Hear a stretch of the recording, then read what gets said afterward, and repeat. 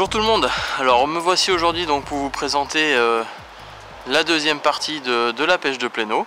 Donc nous allons pratiquer sur deux gravières différentes, plus ou moins en configuration identique avec des profondeurs assez importantes sur les bordures, ce qui permettra vraiment aux poissons de venir sur le bord. Donc pêche de pléno, donc essayez de trouver les passages, soit une cassure, soit un haut fond, soit vraiment une cassure de berge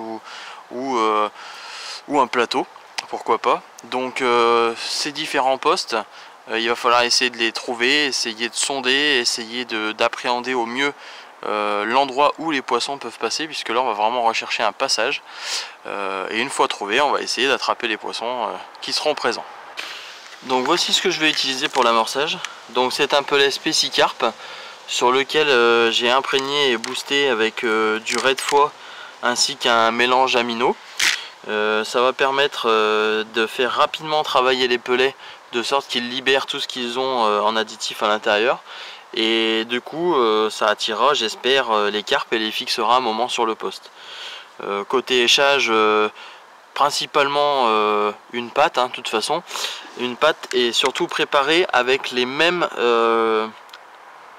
additifs que j'ai à l'intérieur des pelets, pour que vraiment elle retrouve le même signal entre l'amorçage et l'échage, pour essayer de tromper leur méfiance et surtout qu'elles ne puissent pratiquement pas faire la différence entre les deux.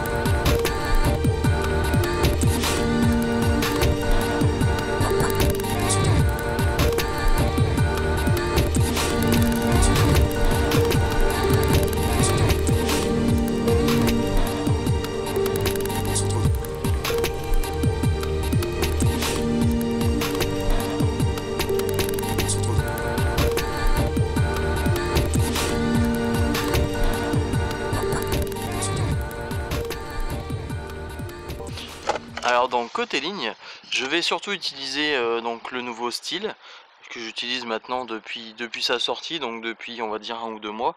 Bon, son avantage toujours c'est quand même qu'il a une super résistance à l'abrasion, ce qui fait que on peut descendre un petit peu en diamètre tout en s'approchant des branches. Donc c'est l'intérêt. Il y a encore pas longtemps, un poisson coincé un peu dans des branches sur le bord quand je travaillais au kit, et avec le 22 centième j'ai quand même réussi à la sortir en ramenant la branche aussi également. C'était un poisson qui devait faire entre 14 et 15 kg. Ça m'a quand même permis donc de sauver ce poisson qui peut-être avec un autre nylon aurait été perdu.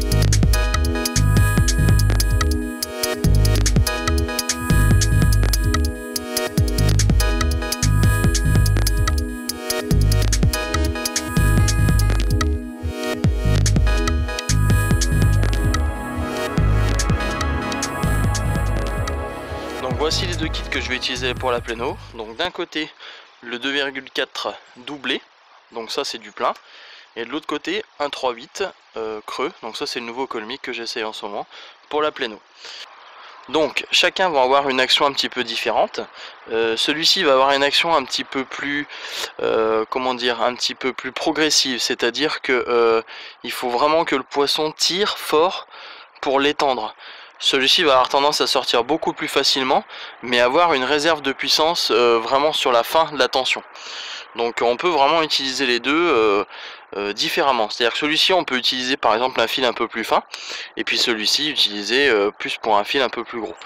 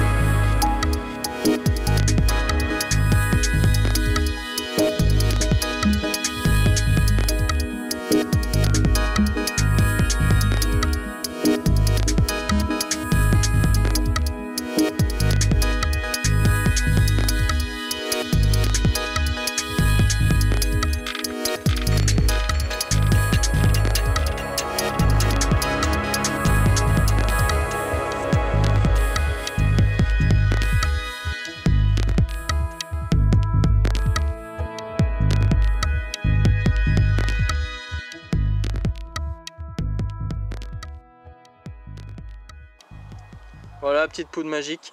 J'espère qu'elle va me rapporter quelques poissons, surtout sur une pêche difficile comme ici. Voilà, on va espérer, hein. Je pense que ça va le faire. C'est la meilleure façon de tester, hein, sur des poissons difficiles. Ici, elles ont tendance à juste venir, goûter, repartir. Donc ça peut être l'occasion de prendre un poisson un peu plus méfiant en enrobant complètement l'hameçon à l'intérieur de cette petite poudre expansive au verre de vase. En plus de ça, pour augmenter encore un peu l'attractivité de l'hameçon, puisqu'on va utiliser uniquement l'hameçon pour ça, j'ai trouvé dans le même style une poudre, celle-ci c'est une poudre de verre de vase de mémoire ou d'escargot d'eau, je sais plus, enfin c'est ou l'un ou l'autre. Donc une fois qu'on a enrobé l'hameçon dans la petite poudre expansive rouge, là on vient rouler l'hameçon à l'intérieur de ça, on laisse un petit peu sécher le temps que ça s'imprègne, Et puis c'est parti, on va mettre ça en place, on verra bien ce que ça donne. Bon allez, c'est parti.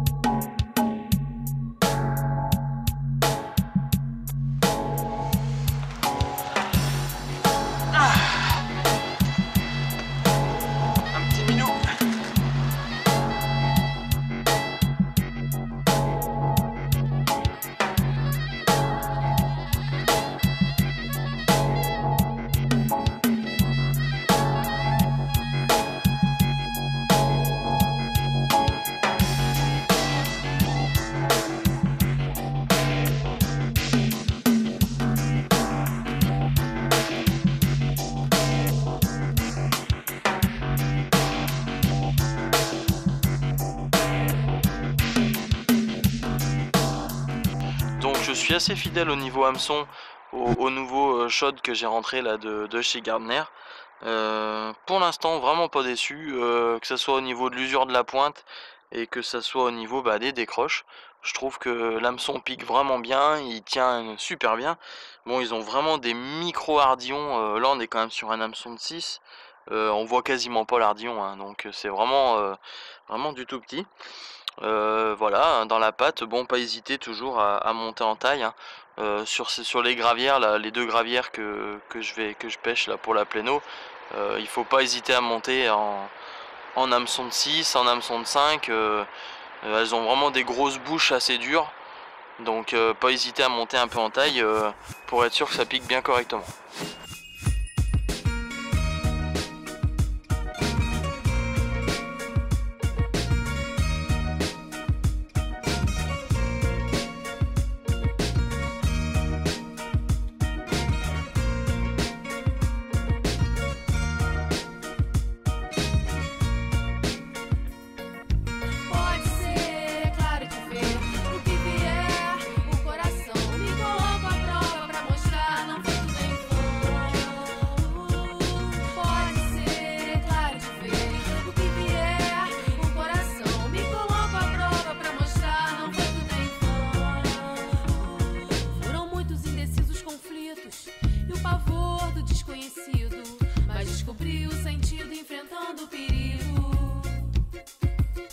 Destemida, sumida, ouço os sinos anunciam. Eu sei que na dúvida a verdade aparece, correndo contra o tempo, esquece sem enfrentar. Curar padece, rolando escombros, carrega nos ombros o que não te serve, o que não nos serve. Incapaz de entender, nunca disposto a perder, destilo fel antes de beber.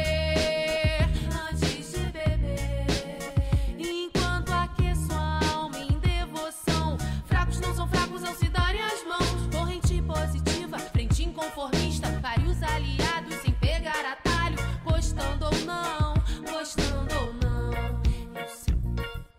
Pode ser, é claro que ver o que vier, o coração me coloca à prova pra mostrar, não foi tudo em vão. Pode ser, é claro que ver o que vier, o coração me coloca à prova pra mostrar, não foi tudo em vão. Vivemos num pavio, processo de carburação, motivo pra manter a plena atenção. Ácido na sinopse da nossa condição. Brasil, ainda guarda o grito de libertação. Nada vem em vão, tudo vira inspiração para uma nova geração. Quem sabe romper as amarras da irrealidade, marchando de mãos dadas, chega de mãos atadas. Põe minha mão no fogo para os puristas que estão na mata. Rimas improvisadas servem como carvão pra manter a chama acesa da revolução. Sozinho sou semente, contigo somos caule. Com eles somos galhos e assim seremos árvores. Sozinho sou semente, contigo somos caule. Com eles somos galhos et ainsi seremos árvores. Donc côté flotteur, on va utiliser quelque chose d'assez lourd, hein, puisque là on a une pêche de pléno où on va avoir quand même 5 mètres d'eau avec un vent souvent de travers. Donc pour vraiment bien tenir dans le courant, ce qui est important, il faut bien que la ligne soit immobile pour que la carpe puisse vraiment saisir l'appât. Donc ici une forme un tout petit peu allongée, soit une forme un petit peu allongée, soit une forme boule, de sorte d'avoir le minimum de prise de courant sur le flotteur pour faire en sorte que la ligne soit bien stable et ne dérive pas.